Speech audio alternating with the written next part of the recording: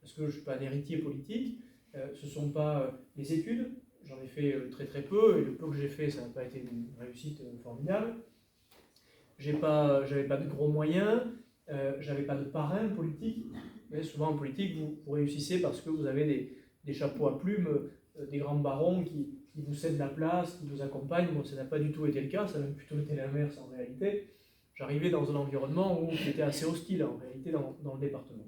Mais la République m'a permis de réussir à servir mes concitoyens, de grandir, d'avoir des missions nouvelles, et notamment celle de député.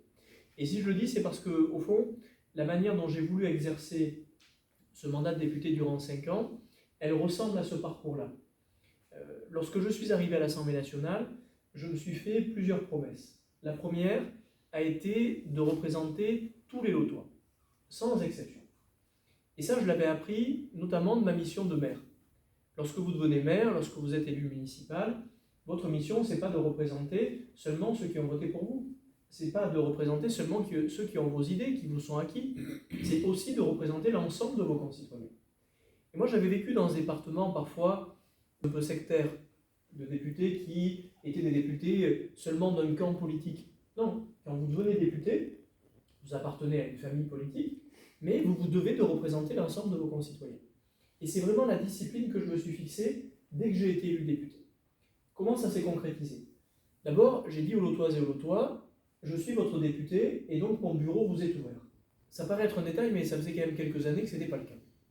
Et donc j'ai reçu depuis 5 ans 5000 Lotois dans mes permanences que je tiens chaque semaine, rue Caviole, des Lotoises et des Lotois qui venaient pour me voir, pas pour seulement me dire qu'ils étaient contents du travail que je faisais, mais souvent ils viennent avec leurs problèmes, la plupart du temps c'est ça, avec leurs difficultés, parfois avec leurs projets aussi, en disant comment est-ce que vous pouvez m'accompagner, me donner un conseil. Alors je ne suis pas magicien, hein, je n'ai pas de passe-droit, la règle est toujours appliquée de la même manière pour tout le monde, mais le rôle du député c'est aussi d'être la personne qu'on peut trouver quand on a besoin d'un conseil, quand on a besoin d'être accompagné.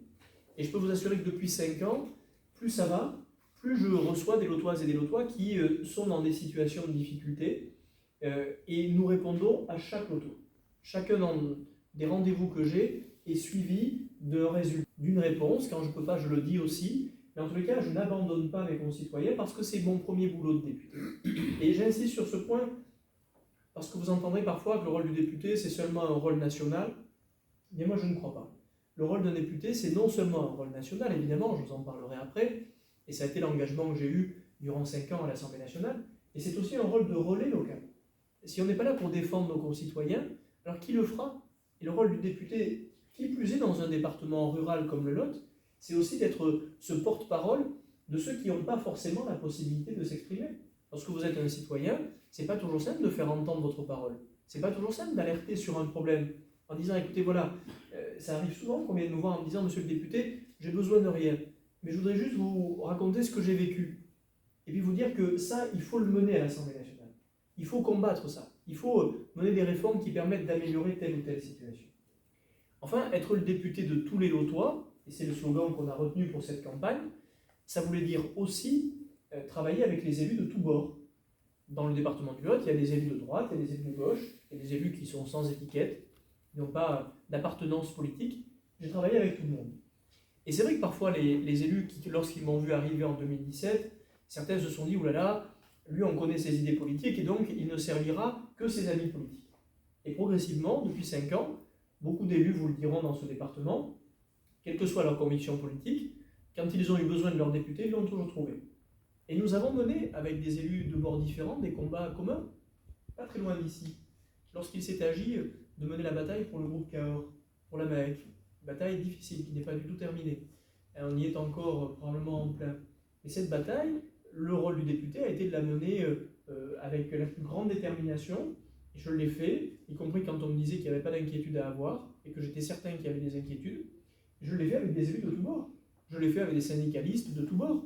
Parce que c'était l'intérêt général, et que mon boulot de député, c'était d'apporter ma contribution, d'aller au ministère en disant « Attendez, je veux que vous regardiez ce qui se passe là, surveillez un peu ce qui se passe dans la reprise de l'entreprise, attention qu'il n'y ait pas de mauvaise surprise un soir et qu'on se réveille le lendemain matin en se rendant compte qu'on a perdu la moitié de l'activité. » Ça, c'était mon travail de député. Je suis allé voir Bruno Le Maire des dizaines de fois sur le dossier du groupe Cahors. Et je l'ai fait avec des élus de tous horizons politiques. Quand il s'est agi de sauver le centre EDF de Cahors, c'était la même chose. Je n'ai pas eu de problème à travailler avec le maire de Cahors. Et j'ai fait mon boulot de député en allant bousculer le patron national de cette entreprise en lui disant « Vous avez intérêt à tenir vos engagements à Cahors ». Et il s'agissait de plusieurs dizaines d'emplois qui étaient concernés, qui aujourd'hui ont été sauvés et qui même sont en train de se développer. Bref, tout ça, c'est le travail du député. Enfin, être le député de tout le monde, c'est aussi être un député libre. Qu'est-ce que ça veut dire un député libre? Vous connaissez mes convictions politiques, je ne les ai jamais cachées. Mais ce que je sais, c'est qu'à l'Assemblée nationale, il m'est arrivé la moitié du temps de ne pas voter comme ma famille politique. Parce que ma liberté, mes convictions commandaient d'avoir un vote qui parfois pouvait être différent. Moi, je ne suis pas le député d'un parti politique.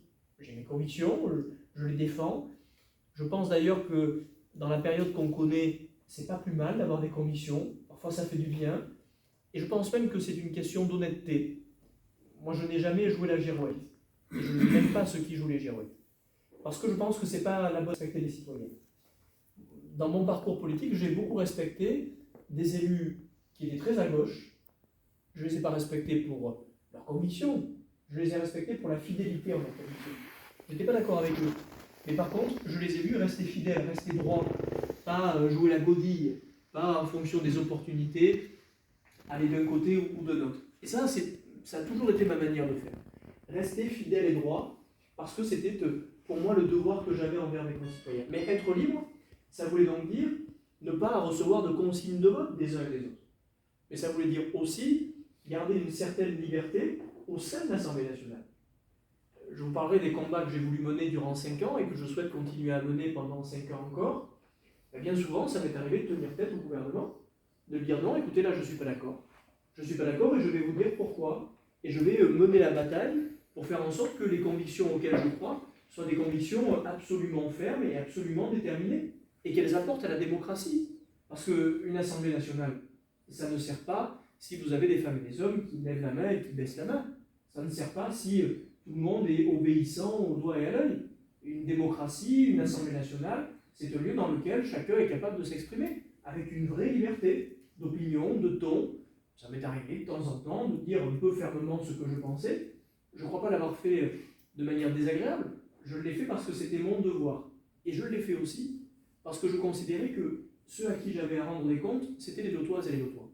Pas le chef de parti, pas mes amis politiques, ou pas le gouvernement, non, les Lotoises et les Lotois. Puis je vais vous dire un autre mot de cette liberté. Dans mon parcours depuis maintenant, à l'échelle même du Lot ou de la région, j'ai toujours gardé une vraie liberté. Moi, je ne suis pas le bébé du président du conseil général ou le bébé de la présidente du conseil régional ou de je ne sais qui. Moi, je suis un député libre. Et donc, vous voyez, quand je fais mes réunions, samedi, on inaugurera la permanence, je n'aurai pas Tata Carole, tonton Serge et puis je ne sais qui autour de moi qui viendront me dire il te faut dire ça. Voilà. Moi, je suis un garçon. Non, elle ne viendra pas, il y a peu de chance. Et c'est pas grave, parce qu'en l'occurrence, je n'ai pas besoin d'avoir des marionnettistes qui me disent il te faut dire ça ou il ne te faut pas dire ça. Et puis j'ai vécu ça pendant des années, dans ce département, où il y avait des candidats, on les pointait du doigt, vous savez, on leur mettait la main sur l'épaule comme une espèce de bénédiction, puis on disait aux Lotois, ne réfléchissez pas, ne vous demandez pas si ce sont des bons candidats ou pas, l'essentiel c'est que nous, les grands élus, on vous a dit que c'était eux qu'il fallait. Et les temps ont changé. Quand j'ai vécu ça, vous savez, pendant 13 ans, j'assistais au congrès des maires et des élus. Alors, le congrès des maires et des élus, pour ceux qui n'y ont jamais assisté, il y a entre 500 et 1000 élus qui sont réunis. Et puis moi, au début, quand j'y assistais à la tribune, tout le monde pensait la même chose. Tout le monde. Et alors, je voyais des élus qui se tapaient sur le ventre et qui se disaient « on est formidable, ce qu'on fait est extraordinaire, vraiment, il n'y a rien à changer ». Et puis tout le monde disait la même chose. Mais maintenant, ça a un peu changé. Au congrès des élus, vous avez une sénatrice socialiste qui dit ce qu'elle pense, un sénateur radical de gauche qui dit ce qu'il pense, vous avez une députée de la République En Marche, dans le nord du département, et puis vous avez un député des Républicains. Et puis les élus, ils s'en portent pas plus mal, parce qu'au fond, ils n'ont pas la grand-messe, chacun prend ce qu'il a envie d'entendre, est d'accord avec une partie ou avec une autre, et la démocratie respire. Ce département, il n'appartient pas à un clan politique, il appartient aux Lotoises et aux Lotois. qui sont tout à fait libres et suffisamment grands pour décider quelle est la position qu'ils vont prendre lorsqu'il s'agira de faire le vote final et de désigner ou plutôt d'élire leur député. Pendant 5 ans, je m'étais fait cette promesse de représenter tout le monde. Mais je m'étais fait une autre promesse qui pour moi était importante, qui était de mener des combats auxquels je croyais. J'arrive à l'Assemblée nationale avec mon histoire personnelle et mon histoire politique. Et le premier combat que je souhaite mener, c'est celui du handicap. Pour moi, c'était un combat absolument fondamental. C'est mon histoire personnelle, et donc je ne voyais pas mener cette bataille-là, avoir ce mandat de député sans mener cette bataille-là. Et puis je sais qu'aujourd'hui, vous le savez comme moi, la moitié de nos concitoyens sont concernés par le handicap, de près ou de loin, bien eux-mêmes ou bien leur famille, et d'une manière ou d'une autre, ils sont concernés. Et c'est donc un combat qui n'est pas un combat minime, c'est un combat majeur. Et la toute première loi que je porte à l'Assemblée nationale, elle concerne le handicap à l'école, le handicap des enfants.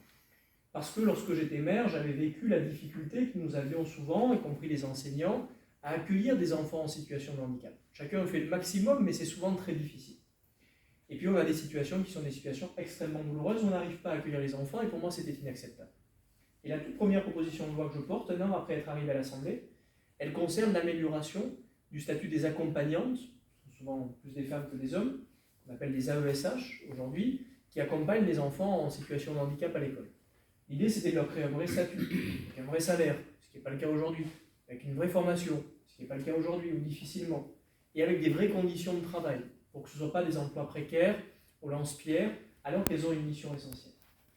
Je mène cette bataille-là sur cette proposition de loi, ça a été pour moi la première expérience arrivée à l'Assemblée nationale, et à cette époque, cette loi, elle est soutenue par tous les groupes politiques, sauf La République En Marche. Et je me souviens très bien, je mène cette bataille sur le handicap à l'école avec François Ruffin. Autant vous dire qu'on n'a pas toutes les mêmes options politiques, on ne part pas en vacances ensemble, mais sur ce sujet-là, on a mené la bataille en commun. Et on a bataillé pendant des heures et des heures à l'Assemblée pour faire en sorte qu'au final, ce texte-là soit entendu. On n'a pas réussi à le faire voter. Et ça a été pour moi la première expérience pénible. Je me suis dit, comment est-ce qu'on peut, dans une assemblée comme celle-ci, avoir un sujet aussi important que le handicap à l'école, sur lequel en réalité nous étions tous d'accord, et une consigne de vote, bête et méchante, de la majorité qui disait non, parce que ça ne vient pas de chez nous, il ne faut pas voter le texte. Et je ressors de cette expérience un peu déçu, disant au fond, ça veut dire qu'on ne pourra jamais faire avancer les choses. Et puis le temps passe, et je me rends compte qu'un an après, on a un autre débat, un nouveau débat sur ce sujet. Et que si la loi n'a pas été votée, une bonne partie des mesures de la loi que j'avais portée ont été reprises ensuite par le gouvernement. Alors vous me direz, on a perdu quelques années. C'est certain. On aurait pu avoir l'intelligence de voter la loi dès le début. C'est certain. L'essentiel, c'est qu'on avait mis un pied dans la porte et qu'on a réussi à faire progresser un peu cette cause. Il y a encore beaucoup à faire, mais quelques progressions ont eu lieu. Et puis, à la fin de mon mandat, il y a un an à peine, je porte une nouvelle proposition de loi sur le handicap. J'en ai porté 3 au total, pas seulement sur le handicap, et la troisième, la dernière que j'ai portée, était sur le handicap, cette fois-ci sur le handicap des adultes, avec le combat sur l'allocation adulte handicapé. Donc, vous avez sûrement entendu parler. Pour ceux qui ne le savent pas, dans notre pays, lorsque vous êtes handicapé définitivement, que vous ne pouvez pas travailler, pas que vous ne voulez pas travailler, mais que vous ne pouvez pas travailler, on vous attribue une allocation adulte handicapé, qui vient au fond compenser le salaire que vous ne pourrez jamais avoir parce que vous ne pourrez pas travailler, ou totalement ou partiellement. Cette allocation, c'est une forme de salaire, parce qu'on reconnaît le fait que ce n'est pas que vous ne voulez pas travailler, mais c'est que vous ne pouvez pas travailler. C'est la solidarité nationale qui vient vous accompagner. Or, depuis de nombreuses années, dans notre pays, on a une injustice qui est que cette allocation adulte handicapé, elle est conditionnée au revenu du conjoint. Elle est ce qu'on appelle conjugalisée. Pour être concret, c'est comme si mes revenus diminuaient quand les revenus de ma femme augmentent. Ce qui serait une injustice absolument terrible. Et nous avons des femmes et des hommes en situation de handicap qui aujourd'hui refusent de vivre en couple, qui ne se marient pas parce que s'ils se marient ou s'ils vivent en couple, leur allocation va être réduite. Et donc on mène la bataille pour déconjugaliser l'allocation adulte handicapé. Cette bataille est une bataille difficile. On ne réussit pas à la faire aboutir. Et là encore, tous les groupes politiques sont d'accord. J'arrive même, à ce moment-là, à embarquer avec moi certains députés de La République En Marche, qui commencent à se rebeller et qui disent écoutez, ça suffit, c'est pas parce qu'une proposition de loi ne vient pas de chez nous qu'on doit la refuser systématiquement. Il aura fallu quelques années avant ça pour qu'ils finissent par l'intégrer, mais ils avaient fini par l'intégrer. La loi ne réussit pas à aboutir et on n'arrive pas à la faire voter, malgré tous nos efforts. J'ai eu une satisfaction quelques mois après, durant la campagne des élections présidentielles. Durant la campagne des élections présidentielles, tous les candidats à la présidentielle se sont engagés à mettre en application cette loi, dont le président de la République réélu, qui après s'y être opposé, un an avant, a dit « nous allons déconjugaliser l'allocation adulte handicapé ». Ce qui veut dire que si je reviens à l'Assemblée nationale au mois de juin, je peux vous assurer que la première proposition de loi que je vais ressortir du frigo et que je vais remettre sur la table de l'Assemblée nationale, c'est celle-ci. Et elle sera adoptée, puisque manifestement, les esprits politiques ont désormais... C'est aussi ça le combat du député. Et je l'ai appris durant 5 ans. Vous ne réussissez pas immédiatement, parfois. Mais vient un moment, parce que vous parlez fort, parce que vous dites les choses, parfois un peu fermement et en bousculant, vient un moment où le débat public progresse et où la loi peut évoluer. Entre ces deux lois, il y en a eu une autre, qui elle ne concernait pas le handicap, concernait un second combat que je m'étais promis de mener à l'Assemblée nationale, qui était le combat pour protéger les femmes et les enfants victimes de violences. Et ça, c'est une loi qui est une loi lotoise. Et je vais vous expliquer pourquoi. C'est une loi qui porte mon nom, mais en réalité, j'aurais préféré qu'on l'appelle la loi lotoise. Pourquoi ? Autant le handicap, c'est mon expérience personnelle. C'est une partie de ma vie. Autant les violences conjugales, c'est pas mon expérience personnelle. Mais quand je suis élu député, je suis élu au mois de juin, le 18 juin, pour un gaulliste, ça ne s'invente pas, et une semaine après, la présidente d'une association lotoise m'appelle, en me disant « Monsieur le député, il faut que vous veniez nous voir pendant une journée pour voir ce que nous faisons ». Cette association, c'est l'association Posophilao, qui est installée à Luzèche, et qui accompagne des femmes et des enfants victimes de violences, qui les protège, qui les met à l'abri, souvent des familles qui viennent de loin, pour être éloignées des conjoints violents. Et je passe une journée entière dans cette association. Je rencontre 3 femmes, et ce que je vais vous dire est véridique. Cette journée a été pour moi difficile, parce que je découvrais une réalité que je ne connaissais pas, ou de loin, comme beaucoup d'entre nous souvent. Et à la fin, une femme vient me voir, et elle me remercie, et puis elle me dit Monsieur le député, promettez-moi que vous allez vous occuper de ce sujet. C'était il y a 5 ans, je m'en souviens très très bien. Et je dis à cette dame, je vous promets que je vais m'en occuper. Et je repars de là, pendant une semaine, je me dis, tu dois tenir ta promesse. Et je commence à travailler à l'Assemblée sur ce sujet. C'est un sujet compliqué. Et je découvre tout un tas de choses que je ne connaissais pas, des réalités terribles. Je rencontre des dizaines et des dizaines d'associations, des juges, des gendarmes, des policiers, pour essayer de comprendre ce qui ne fonctionne pas. Et j'y travaille pendant 4 ans. 4 ans. Et au terme de ces 4 ans, je dépose une proposition de loi, qui notamment généralise le bracelet anti-rapprochement. Vous en avez entendu parler, c'est ce bracelet qu'on place aux conjoints violents pour empêcher le passage à l'acte. C'est une proposition de loi qui a accéléré les procédures qui hier étaient très longues, qui mettaient plus d'1 mois et demi, qui aujourd'hui mettent 6 jours pour aboutir. C'est parfois très longues, mais les ordonnances de protection sont délivrées en 6 jours. Qui suspend l'exercice de l'autorité parentale pour les hommes violents. Avant la loi, on avait encore l'exercice de l'autorité parentale pour des hommes condamnés pour des faits de violence conjugale, ce qui est tout à fait fou. On protège le logement des femmes, etc., etc. Et cette loi est adoptée à l'unanimité. C'est-à-dire que tous les élus de l'Assemblée nationale l'adoptent, absolument tous. On y travaille on la débat pendant plus de 10 heures. Ça a été une longue proposition de loi, un long examen. Et je me rappellerai toujours de 2 choses. D'abord, la première fois que je m'exprime à la tribune de l'Assemblée sur cette loi, je cherchais à attirer l'attention de mes collègues, et plutôt que de leur faire un discours, je me mets à compter de 1 jusqu'à 117. Parce que cette année-là, 117 femmes avaient été tuées par leur conjoint. Il y a un moment de malaise à l'Assemblée, je me souviens très bien, je monte à la tribune, je dis rien et je compte, lentement jusqu'à 117. Et c'est très long quand vous comptez jusqu'à 117 tout doucement. Mes collègues, je vois très bien, au début, ne comprennent pas ce que je fais. Puis, ils se disent, il est fou, puis au bout de 2 minutes, ils commencent à comprendre. Et là, tout le monde se dit, oui, on mesure la gravité de la situation. La deuxième chose que je leur dis, à ce moment-là, c'est, vous savez, dans l'hémicycle, je sais qu'il y en a la moitié qui ne m'aiment pas. Au moins, une bonne moitié. Il y en a aussi la moitié que je n'aime pas. Et je dis, ça ne changera pas, on ne s'aimera pas plus après qu'avant. Par contre, sur ce sujet, on va travailler ensemble. Parce que c'est un sujet d'intérêt général qui est mérite. Et souvent, on me dit, mais quand vous êtes un député d'opposition, vous ne pouvez rien faire. Ça, je le pensais au début. Mais je ne le pensais plus à la fin. Parce que j'ai vu notamment sur cette loi, que si j'avais été un député de la majorité, on m'aurait mis au pli dès le début. Parce que pendant plus de 2 semaines, où on a préparé la loi, j'ai tenu tête au gouvernement. Pendant plus de 2 semaines, j'ai eu des réunions avec la ministre de la Justice à l'époque. Je me souviens d'une réunion qui a duré 8 heures au ministère de la Justice. Il y avait 10 personnes en face de moi, qui étaient tous les grands responsables du ministère de la Justice, qui m'avaient fait venir en me disant, monsieur le député, vous êtes bien gentil, mais votre loi, elle nous complique la tâche. Donc, on va travailler avec vous pour la rendre plus simple pour nous. Et j'ai passé 8 heures à leur tenir tête tout seul, je me souviens très bien, en disant non, je ne bougerai pas, ça restera comme ça. Si j'avais été un député de la majorité, la certitude, c'est qu'on m'aurait dit, écoutez, vous êtes gentil, hein, mais tu vas nous faire plaisir, tu vas arrêter de me casser les pieds, hein, et puis tu vas faire exactement ce qu'on te demande de faire. Le rôle du député d'opposition, c'est aussi ça. C'est pas d'être dans une opposition bête et méchante. C'est pas comme je l'entends en ce moment dans les médias nationaux, de bloquer l'Assemblée nationale. On ne bloque pas l'Assemblée nationale. L'Assemblée nationale, elle est là pour travailler, pour porter des lois, pour faire avancer les choses. Par contre, le rôle d'un député d'opposition, c'est de tenir bon quand il faut tenir bon. C'est de ne pas céder quand on ne veut pas céder. Quand il s'agit de l'intérêt général.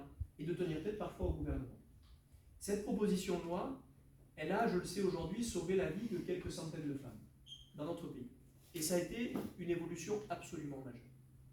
Enfin, il y a une dernière bataille que j'ai voulu mener, et cette bataille, ça a été celle de la ruralité. Alors, évidemment, c'est ni le handicap, ni les violences conjugales, mais c'est une bataille importante, la ruralité. Quand vous arrivez à l'Assemblée nationale, vous vous rendez compte que les députés qui sont les plus entendus sont les députés des villes. Les députés de Lyon, de Marseille, de Paris, qui souvent d'ailleurs sont aussi les députés les plus connus au niveau national. Et comme ils sont plus connus, ils ont la possibilité de s'exprimer dans des médias, dans des médias nationaux plus importants, et donc, la plupart du temps, leur parole est plus entendue. Ils pèsent davantage. Et c'est vrai qu'arrivé à l'Assemblée, j'observe quelques députés, et lorsque moi et quelques jeunes collègues députés nous prenions la parole, les ministres ne nous répondaient jamais. Et je me disais, mais enfin c'est quand même fou. Il y a des députés qui s'expriment, j'avais pas l'impression qu'ils disaient des trucs absolument extraordinaires, on leur répond toujours. Et nous, les petits blancs-becs, on ne répond jamais. Et puis, progressivement, les choses ont changé. Parce qu'on travaillait. Et quand on travaille, on est respecté. Y compris à l'Assemblée nationale. Ça vaut dans la vie de tous les jours, ça vaut aussi à l'Assemblée nationale. Et puis, progressivement, quand on tenait tête, on voyait que les ministres nous respectaient davantage. Parce que la réalité, c'est que quand vous résistez, quand vous savez vous imposer, pas pour faire le mariole, mais pour défendre des convictions, vous êtes un peu plus respecté. Je reviens à ce que je disais tout à l'heure sur ceux qui ont une droiture politique. Et puis j'ai observé autre chose.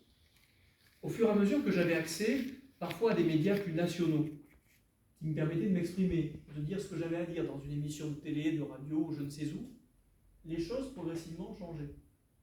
Alors j'entends ici, de temps en temps, mes opposants politiques, et c'est plutôt gentil, me disent, enfin, Aurélien Pradier, on l'entend beaucoup à la radio. Oui, mais c'est pas un problème. Alors, je ne le fais pas pour me faire plaisir, hein. Parfois je m'en passerai bien. Mais je le fais parce que je me suis rendu compte que ça donnait du poids aussi quand il s'agissait de défendre le Lot. Et ceux qui sont le plus agacés en général, c'est les journalistes parisiens. Parce qu'il n'y a pas une seule fois où je ne parle pas du Lot.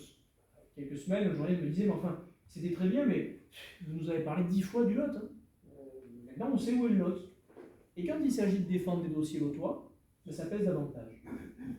Il y a près de 2 ans, le gouvernement décide, et je trouve que c'était plutôt une bonne chose d'ailleurs, de délocaliser, plutôt de déconcentrer des services de l'État nationaux.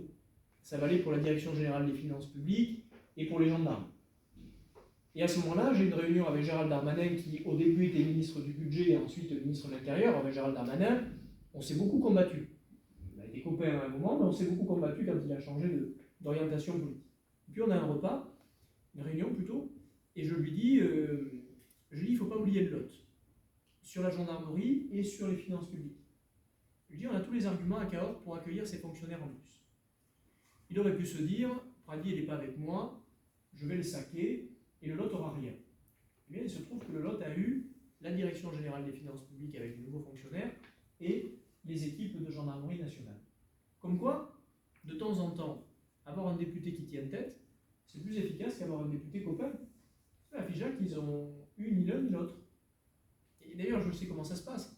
Souvent, on est plus attentif quand il y a un adversaire politique qui n'est pas à votre main que quand il y a quelqu'un de trop docile qui obéit trop facilement. Et sur la ruralité, ça a été ma bataille. Je me suis engagé dès le début du mandat à défendre la ruralité et ses particularités. Ça a été vrai pour le service public, je pense à l'école, et les élus ici le savent. Il y a 5 ans de ça, quand j'arrive dans ma fonction de député, on perd tous les ans des dizaines de postes d'enseignants. Je pèse mes mots, des dizaines de postes d'enseignants. Et je me souviens d'organiser des manifestations devant les services, devant l'inspection d'académie, pour leur dire, écoutez, ça suffit, c'est une hécatombe, il faut stopper l'hémorragie. Et on ne trouvait pas de solution. À cette époque, je réunis ce que j'appelle les états généraux de l'école rurale. À la bassine murale, je me souviens, il y avait une brochette d'élus, j'étais au milieu, j'avais des élus d'un bord, des élus de gauche, des élus communistes, tout le monde était là. Et j'en dis, écoutez, voilà, on n'est pas tous d'accord sur tous les sujets. Mais sur ce sujet, comme sur d'autres, on va se mettre d'accord. Et on établit un protocole qu'on propose à l'État, qui est signé. Et depuis, c'est pas parfait. Mais on n'a plus perdu des dizaines de postes comme c'était le cas auparavant. Mais ça, c'est aussi le travail du député. Quand je travaille sur la santé, et c'est la dernière proposition de loi que j'ai déposée à l'Assemblée nationale, il y a un peu plus de 6 mois de cela, c'est tout à fait le lien entre le niveau local et le niveau national. J'étais maire de la Bassine-Murat, je vous le disais, j'ai porté une maison de santé à la Bassine-Murat, et j'ai vu à la fois combien on arrivait à relever des défis, mais combien on avait aussi un cadre national qui nous posait des difficultés. Et donc je travaille à l'Assemblée avec des collègues, avec des professionnels de santé. Au début, on me dit qu'il faut obliger les médecins à s'installer ici ou là. Je travaille sur le sujet, je me rends compte que ce n'est pas la bonne idée. On travaille à un autre système qui permettrait de dire demain, les étudiants en dernière année de médecine, après avoir revu leur système de formation et leur parcours de formation, rendons-les plus autonomes qu'ils le sont encore aujourd'hui, notamment quand ils font des stages dans les cabinets avec des maîtres de stage, et permettons à ces jeunes, dans leur dernière année, de venir en mission dans les déserts médicaux. Et on y travaille pendant plusieurs mois avec les représentants nationaux des jeunes médecins, avec des collègues, et je dépose une proposition de loi pour lutter contre les déserts médicaux, signée par une centaine de collègues députés, de tous bords, absolument tous les groupes politiques. Cette proposition de loi, c'est la première que j'aurai à défendre quand je reviendrai à l'Assemblée nationale. Les travaux ont été suspendus entre-temps, mais c'est pour moi le combat fondamental de la ruralité demain. L'accès aux soins du quotidien, avec nos médecins, nos dentistes, nos professionnels spécialistes, l'accès aux urgences, parce que nous avons un vrai sujet dans notre département de prise en charge des urgences, non pas que les professionnels ne font pas leur travail, et que le système est totalement embolisé aujourd'hui et qu'il faudra travailler à des solutions nouvelles, ce sera pour moi la priorité des 5 ans qui viennent avec la défense du service public.